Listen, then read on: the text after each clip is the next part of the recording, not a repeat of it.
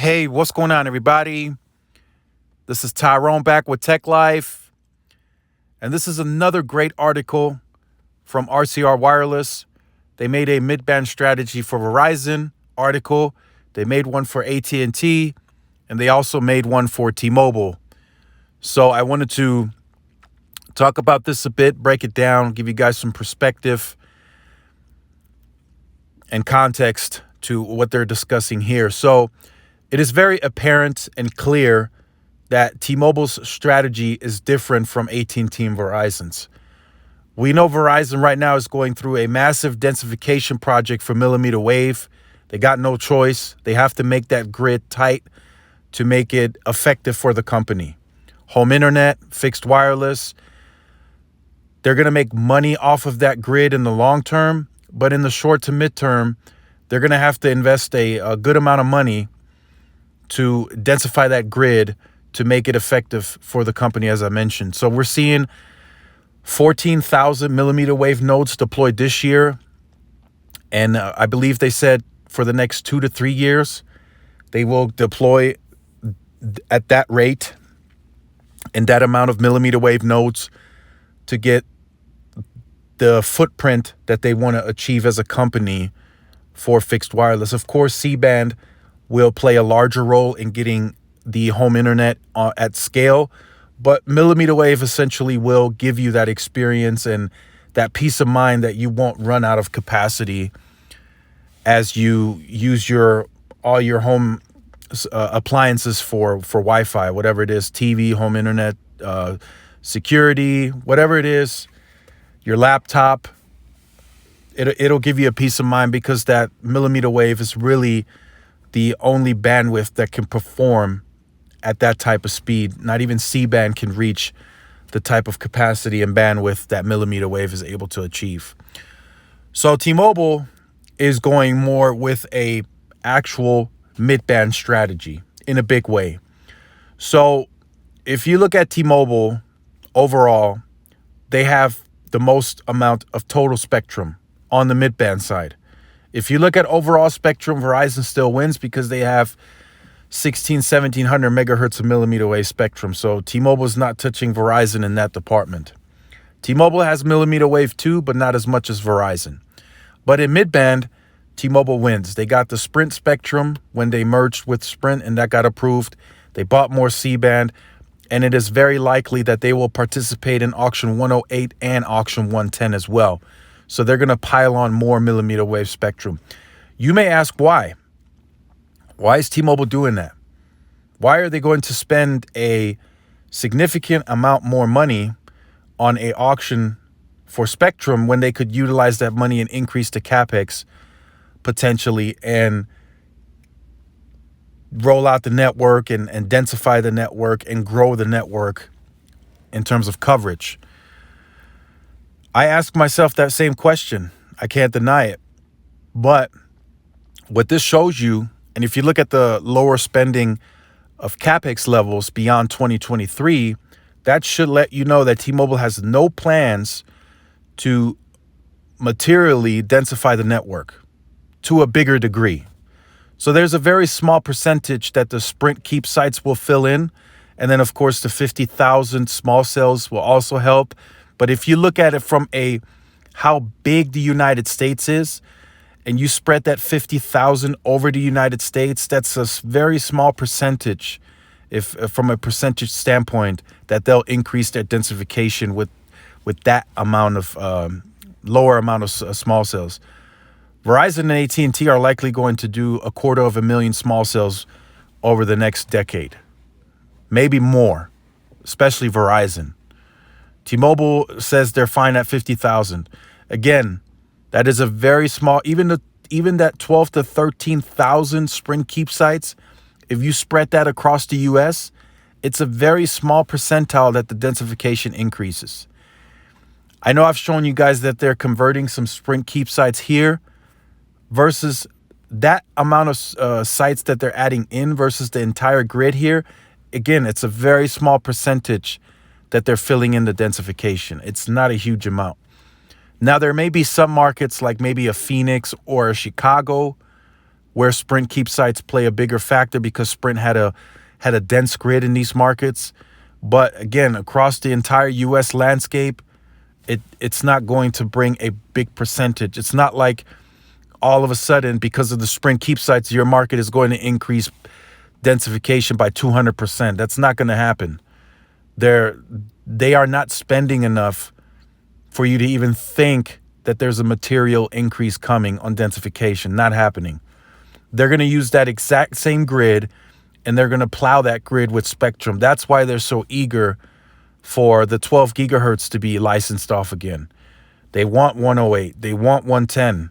They want all the mid-band they can get so they can throw it at the sites that they have now, which in result will allow them to spend less on the network, have a somewhat of a matching or exceeding performance versus the competitors, and then they can also sell you the home internet and the wireless services, and they can continue to grow. And home internet is a big factor because, again, the lower capex lets you know they will not materially densify for home internet. So if your area gets congested, you're going to be in trouble. And that's what T-Mobile is trying to alleviate, because it is easier, faster, cheaper, and quicker to deploy additional spectrum on a site versus having to plan for small cells and an additional site in the area to offload for home internet purposes. It is by fact and analytics and statistics that home internet users in the home use 50 to 70% more data throughput traffic versus the mobile user. So that's going to be a huge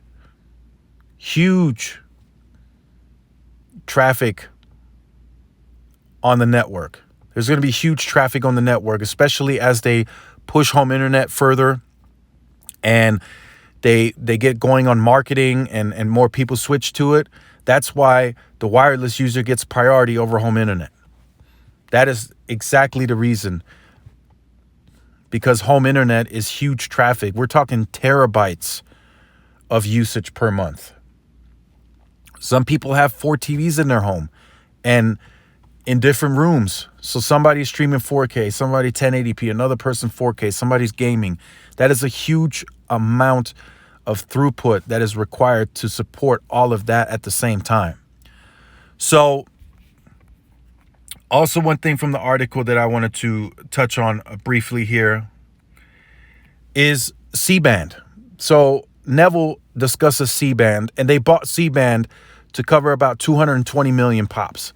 So they got it in various strategic areas where they believe their network is dense enough to support C-band.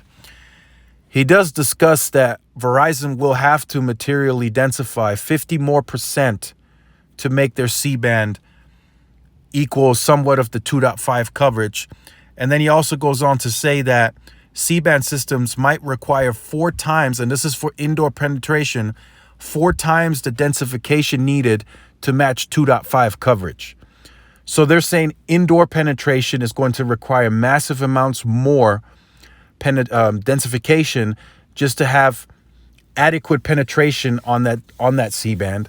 Then also goes on to say 50% more densification. So they have to materially densify. So this is what I was discussing earlier. T-Mobile's CapEx is not set for them to materially densify 50% more. Not happening. But he says Verizon is going to have to carry the cost to densify 50% more just to make C-band more continuous coverage. And then he goes on to say it may require 4 times the densification for the C-band systems in terms of penetration for indoor purposes to reach the level of 2.5 coverage.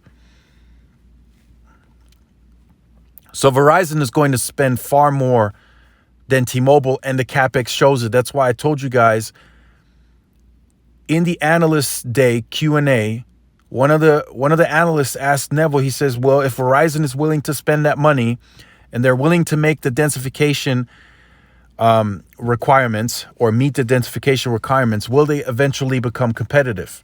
And he just nodded his head and said yes, because it's a fact. And they are spending and doing just that. That's why T-Mobile, I think, is also eager to get more spectrum as well, so they can try to stay ahead, because they know they have overlays on the maps. All the carriers do. They know who has what and what densification to an estimated degree. It's not all accurate, but they know the layout in the sites. That's how they're able to co-locate on these sites. They know what the carriers have and where they have it. Verizon is getting dense. They have in some areas, even here, it's a ratio of like 3-2 or 4-2, where Verizon has 4 macros and T-Mobile has 2 macros. So they are getting more dense. And the fact that they are pushing these small cells in a big way, much bigger way than T-Mobile, that shows you Verizon's really serious about this. And they're spending just that. They spent an extra $10 billion from the cash flows over 3 years for just C-band. That money touches nothing but C-band. And then the 17.5 to 18.5 billion goes to whatever else they want to do. Densification, small cells, fiber lines.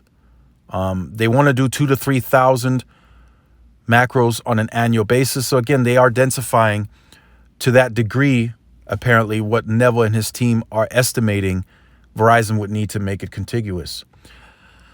So let me know what you think about this. Again, I think T-Mobile's strategy throughout the 5G era is going to be focused on mid-band, not so much millimeter wave. I think Verizon is going to have a balance of good amount of millimeter wave and then also couple that with C-band to make for a very explosive and capacitive network.